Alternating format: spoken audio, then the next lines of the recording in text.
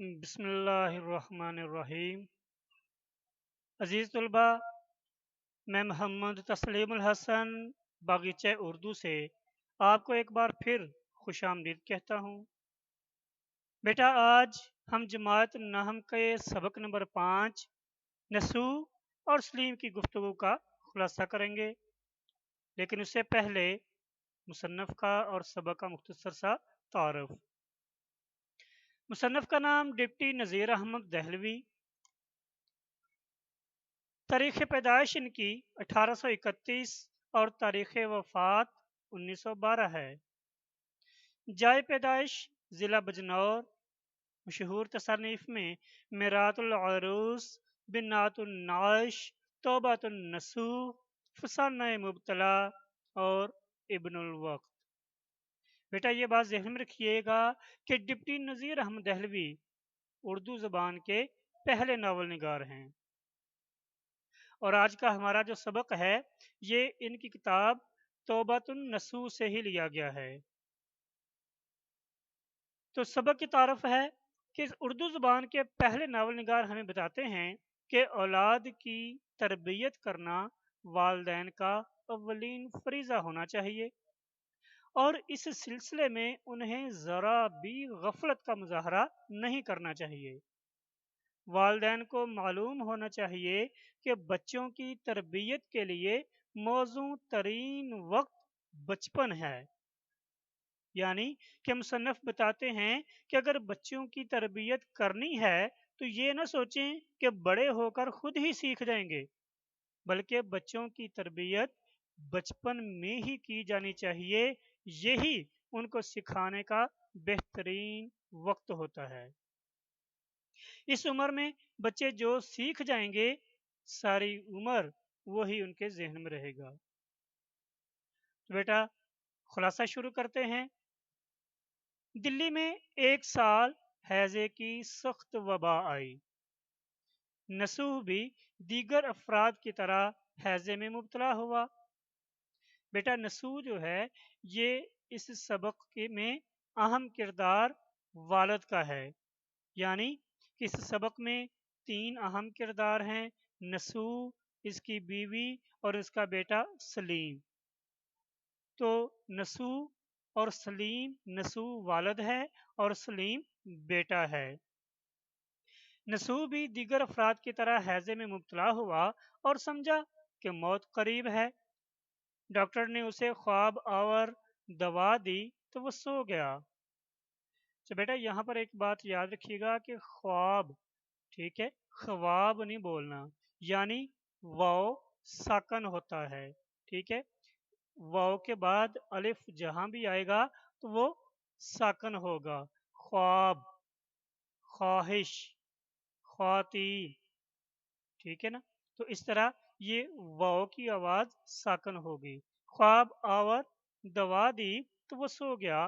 خواب میں اس نے مرنے کے بعد عاقبت کے دل دہلا دینے والے مناظر دیکھے تو وہ ہڑبڑا کر اٹھ بیٹھا، یعنی نیند میں اس نے دیکھا کہ مرنے کے بعد کیا ہوگا، تو وہ مناظر دیکھ کر ایک دم سے ڈر کے اٹھ گیا۔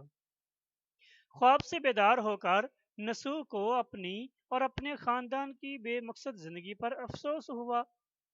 اس نے گزشتہ زندگی کی تلافی کا عہد کر کے اپنی بیوی فہمیدہ کو خاندان کی اصلاح کے لیے اپنا مددگار بنایا۔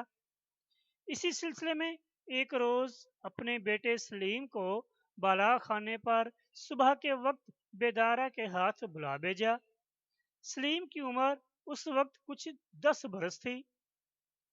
سلیم نے جو طلب کی خبر سنی گھبرا کر اٹھ کھڑا ہوا اور جلدی سے ہاتھ منہ دھو ماں کے پاس گیا اور پوچھنے لگا کہ ابا نے کیوں بلایا ہے؟ ماں نے کہا، مجھے نہیں معلوم، لیکن تم ڈرتے کیوں ہو، جاتے کیوں نہیں؟ آخر ماں کے کہنے پر سلیم ڈرتا ڈرتا اوپر چلا جاتا ہے۔ باپ سلیم کو پیار کرتا ہے اور مدرسے جانے کے بارے میں پوچھتا ہے، یعنی اسے پوچھتا ہے کہ مدرسے کیوں نہیں گئے، کب جاتے ہو، کس کے ساتھ جاتے ہو، اور اس سے اس کے مشاغل کے بارے میں دریافت کیا۔ सलीम बताता है कि उसे शतरंज समेत किसी भी खेल में दिलचस्पी नहीं है। बाप हैरान होकर वजह दरियाफ्त करता है तो सलीम बताता है कि एक दिन वो सबक याद करने की गर्ज से अपने एक हम जमात के घर गया तो उसकी मुलाकात उनकी नानी हजरत बी से हुई। तब हजरत बी ने सलीम को तरबियत से मुतल्लिक चंद नसीहतें की। उसके बाद हजरत बी ने उसे इसरार करके मिठाई खिलाई। इसके बाद वो मुद्दतों उनके घर जाता रहा और हजरत बी की सोहबत और सरप्रस्ती में तमीजदार और फरमा बरदार लड़का बन गया। हजरत बी उसे अपने नवासों की तरह चाहने और प्यार करने लगी। तभी उसका दिल तमाम खेल की बातों से खट्टा हो गया। यानी कि इस सबक में मुसन्नफ ने बताया है कि एक तालिब इल्म जो है उसे सिर्फ किताबें ही नहीं सीखनी चाहिए, किताबें ही नहीं पढ़नी चाहिए, बल्कि उसके चलने फिरने, उठने बैठने और उसके बोलचाल से पता चलना चाहिए कि इसके पास इल्म जैसी दौलत है। इस सबक के अंदर जो सबसे अहम बात है वो वही सलीम जिसकी बात करता है अपना हम जमात, वो चार भाई जो मोहल्ले में काफी अरसे से रहते हैं, लेकिन ना कभी आपस में झगड़ते हैं, ना लड़ाई करते हैं, ना किसी को गाली देते हैं, ना किसी का उल्टा नाम लेते हैं। स्कूल में भी अगर ब्रेक होती है तफरी के वक्त तो ये मस्जिद में नमाज के लिए जाते हैं, आते जाते हैं नजरें झुका के चलते हैं, कुछ छोटा बड़ा मिल जाए उसको सलाम करते हैं। तो असल में मुसन्नफ यही बताना चाहते हैं बेटा कि एक तालिब इल्म जो है उसे ये देखना चाहिए कि उसके पास इल्म जैसी दौलत है। अगर एक पढ़ा लिखा शख्स भी जाहलों की तरह गुफ्तगू करेगा, जाहलों की तरह ही वो गाली गलोच करेगा, तो फिर दोनों में क्या फ़र्क रहेगा?